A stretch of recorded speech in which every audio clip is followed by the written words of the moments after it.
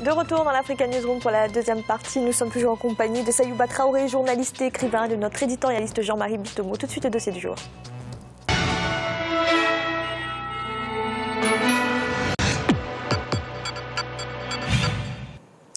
L'artisanat occupe une place importante au Burkina Faso. Tous les 2 ans, Ouagadougou, la capitale burkinabé, devient le carrefour des artisans du continent. Plus qu'un simple pays hôte, le Burkina Faso se caractérise par la diversité de sa production artisanale, vannerie, poterie ou encore tissage. Aujourd'hui, une politique nationale de valorisation et d'exportation de ces produits a d'ailleurs été mise en place. Reportage de notre correspondant Jean-Paul Ouedraogo.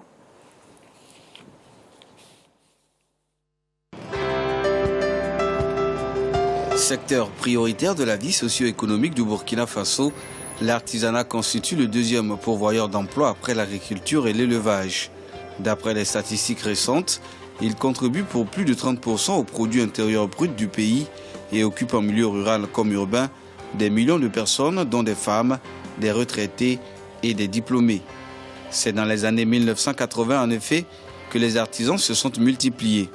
Parmi les nombreux facteurs de cette éclosion, l'accroissement des centres de formation non formels. 3 grandes catégories composent le secteur de l'artisanat au Burkina Faso. On distingue l'artisanat de production qui met à la disposition du public des biens, l'artisanat de service qui assure les services tels l'entretien, la réparation et enfin l'artisanat d'art pour la fabrication d'objets tels les statuettes. Ensemble, ces catégories ont contribué à faire du Burkina Faso une destination d'excellence. Bronze, poterie, tissage, pour ne citer que ces rubriques, la diversité et l'identité artisanale du pays des hommes intègres se manifestent à travers une politique nationale de valorisation du Made in Burkina. Créé en 1970, le Centre national d'artisanat d'art est l'une des structures ayant en charge la mise en œuvre de cette politique. Le centre contribue à la promotion de l'artisanat d'art à travers les expositions culturelles et les événements culturels. Le Sénat participe à des expositions au plan national et au plan international. Au plan national, c'est lors du CIAO par exemple, la SNC, le centre participe à travers les expositions. Maintenant, en dehors de ça, il y a des artistes qui effectuent des déplacements à l'étranger pour quand même faire des expositions. L'artisanat au Burkina Faso renferme une dizaine de corps de métier et occupe une place de choix dans la politique du gouvernement. Ces corps se répartissent à travers une centaine de métiers qu'on retrouve dans la forge, le bâtiment, les cuirs et peaux d'animaux, dans les métaux précieux et le bois entre autres. Ainsi, au-delà de son apport pour la conservation du patrimoine, l'artisanat permet une exploitation des ressources locales et apporte aussi un complément à l'industrie. Il favorise l'insertion et la formation d'au moins 2 millions de personnes, adultes et jeunes, qu'ils soient scolarisés ou non. Je suis sculpteur, fondeur, peintre. Et en peinture, voici quelques-unes de mes réalisations en arrière-plan que je vous présente. Et je fais aussi de la sculpture en bronze. Pour rendre son économie plus compétitive, le Burkina a entrepris de vastes réformes. Dans cette perspective, la promotion des secteurs comme l'artisanat est apparue comme une condition indispensable à l'accélération de la croissance. Le ministère de l'Industrie, du Commerce et de l'Artisanat MICA, dans le cadre des réformes économiques, est responsable de la politique gouvernementale en matière d'exportation de l'artisanat. Pour mettre en œuvre cette politique, le ton a été donné par les premiers responsables qui désormais arborent fièrement les produits issus de l'artisanat burkinabé. Des stratégies sectorielles ont de plus été élaborées. Celles-ci prennent en compte la valorisation des produits de l'artisanat burkinabé sur les marchés nationaux et internationaux. On est d'ailleurs content que les plus hautes autorités de notre pays s'adonnent par exemple au port de Faso d'Anfani et ne lassent jamais de prendre nos objets pour cadeau. Et cela vraiment nous va tout droit au cœur. Toutefois, le secteur est en proie à des difficultés liées à la formation et à l'organisation des acteurs, au financement, au statut de l'artisanat et surtout à l'écoulement des produits. Relevant du ministère du Commerce, le secteur bénéficie également de nombreux autres appuis institutionnels, à l'instar du ministère de la Culture et de plusieurs autres structures, parmi lesquelles la Chambre de commerce et d'industrie du Burkina. Face aux difficultés que rencontre l'activité, il a été mis en place une direction générale des arts chargée de la coordination des différents appuis, l'organisation et la promotion du dit secteur. C'est-à-dire le marché, pas comme d'habitude. Voilà, ça va, mais pas trop, parce qu'il n'y a pas assez de clients. L'artisanat se porte assez mal, compte tenu de la crise économique mondiale et en plus de cela à cause du terrorisme. Surtout le terrorisme a donné un coup négatif à l'artisanat actuellement. Pour les besoins de financement et la défense de leurs intérêts, une fédération nationale des artisans du Burkina Faso, FENABF, a vu le jour en juillet 2001. Aujourd'hui, elle regroupe plus de 2000 organisations professionnelles et compte au moins 40 000 artisans membres. Grâce à l'action de cette fédération, les artisans bénéficient désormais de crédits auprès d'institutions financières. Moi, mon souhait est que l'art soit considéré par la population elle-même au Burkina, parce qu'on constate que nous consommons plus les produits de l'étranger pour la décoration, autre que l'art du Burkina Faso. Alors que nous, au Burkina Faso, nous vivons de ça. Quant à la promotion des métiers de l'artisanat, des activités sont régulièrement organisées et ne manquent pas de s'étendre à l'échelle du pays. Comme activité majeure, on peut citer le Salon international de l'artisanat de Ouagadougou. Tenu en octobre 2016, la dernière édition a servi de cadre de rencontre pour plus de 200 acheteurs et visiteurs professionnels. Malgré le contexte sécuritaire sous-régional assez fragile, le salon a néanmoins permis aux artisans présents l'écoulement d'importantes quantités d'objets. Cette situation, elle n'est pas seulement au Burkina, elle est partout. Mais malheureusement, ça a influencé ici le Siaoul cette année. On espère seulement quand même que très rapidement, on arrive à résoudre ça pour que ça puisse vraiment, les choses puissent rouler comme l'avant. L'art est un métier noble et ingrat, il ne nourrit pas son homme. Et encore, comme je le dis, avec les événements, il est un peu difficile de transcender là-dedans. Et bon, on espère que le marché sera relancé avec les différents programmes d'appui du gouvernement et en tout cas la relève au niveau du tourisme.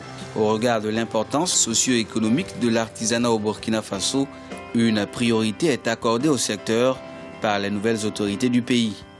L'objectif est de dynamiser l'activité en faisant d'elle un secteur porteur de croissance, ce qui sous-entend un meilleur accès des produits de l'artisanat au marché tout en assurant leur visibilité. Pour cela, des actions fortes ont été annoncées. Il s'agit entre autres de la mise en place d'une réglementation et d'une organisation du secteur de l'artisanat à travers une meilleure structuration des métiers le composant, l'élaboration de textes normatifs, l'incitation à la formalisation des entreprises artisanales, le renforcement des fonds nationaux et l'instauration d'un système de financement qui facilite l'accès au crédit des artisans.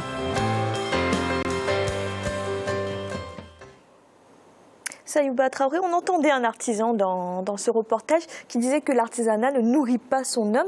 Est-ce que les artisans, dans la majorité, arrivent tout de même à vivre de leur activité au Burkina Faso? Oui, parce qu'il faut distinguer l'artisanat d'art, comme ce qu'on vient de voir, et l'artisanat de production. Quand vous prenez, par exemple, le secteur de la transformation des produits agroalimentaires, qui est le secteur des femmes, elles en vivent très bien, puisqu'il s'agit d'aller prendre ce qu'elles faisaient traditionnellement au village, déjà, et de le valoriser. Le problème, c'est que ces femmes, si vous ne pouvez pas être propriétaire terrien, vous ne pouvez pas avoir de garantie pour aller prendre un crédit, parce qu'en Afrique, le plus souvent, c'est la propriété foncière qui sert de garantie pour avoir un crédit. Vous ne pouvez pas faire certaines choses, vous n'êtes pas libre de votre mouvement. Il y a les pesanteurs sociologiques qui pèsent sur vous. Sinon, les femmes, elles en vivent très bien, bien encadrées.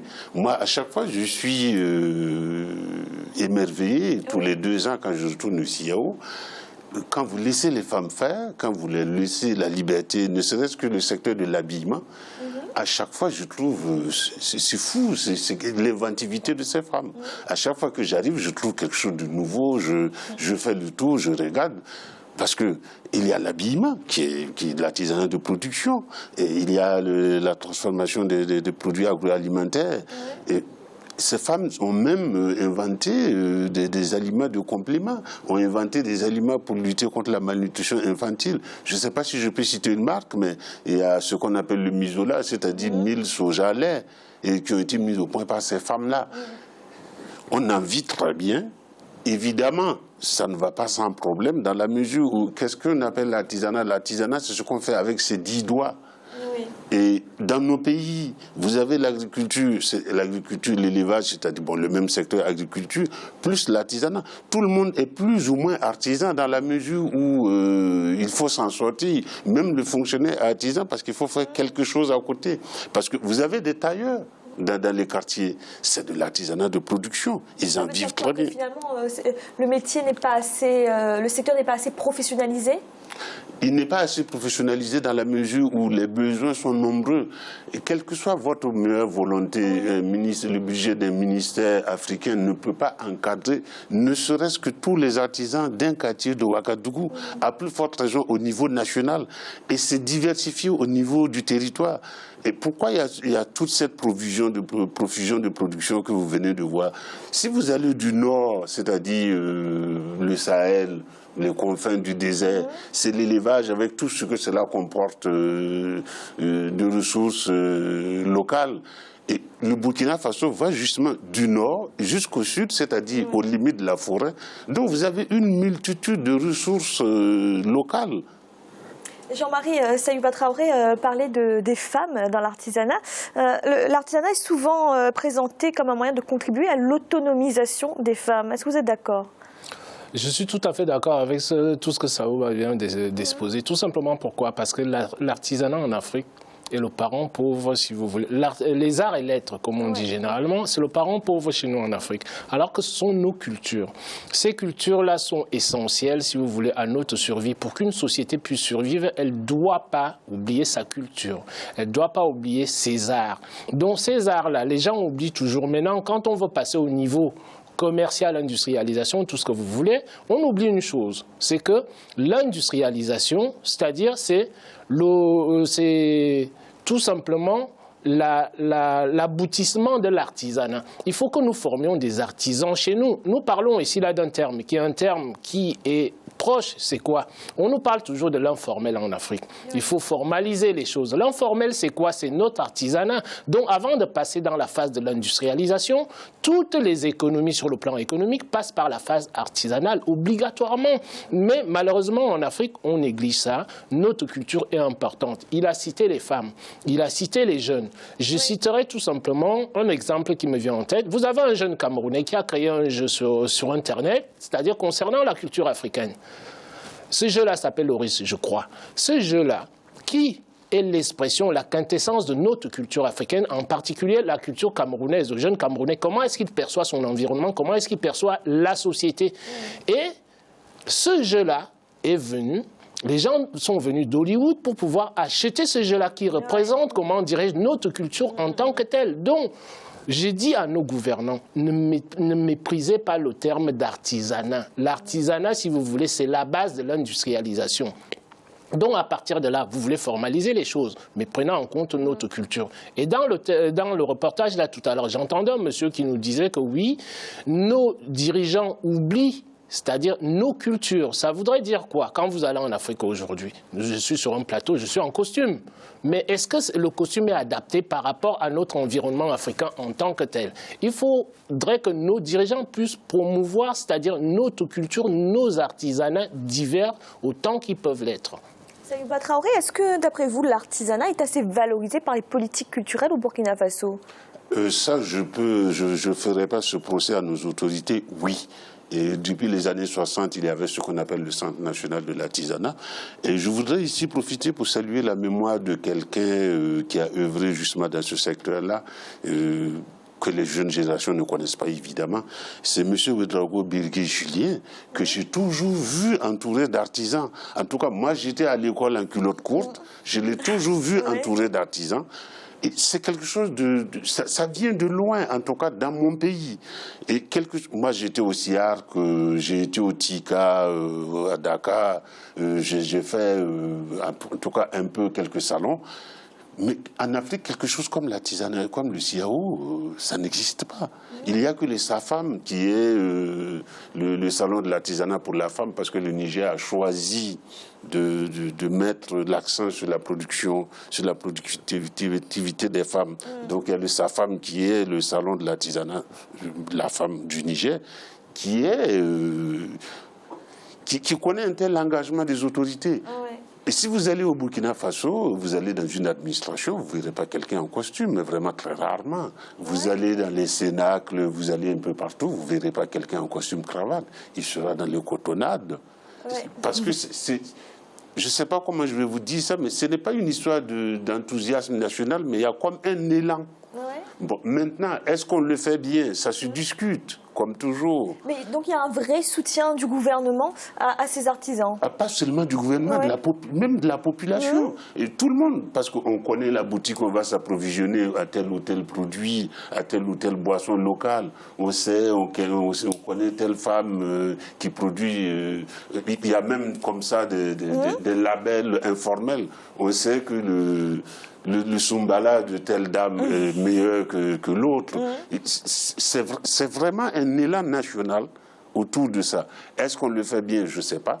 Est-ce qu'on a toujours les moyens d'aller comme on veut? Parce que, bon, est-ce qu'on a toujours les moyens? Je ne sais pas. Mais en tout cas, moi, en tout cas, pour ce qui est de Burkina Faso, je constate qu'il y a cet élan-là, du haut à la base.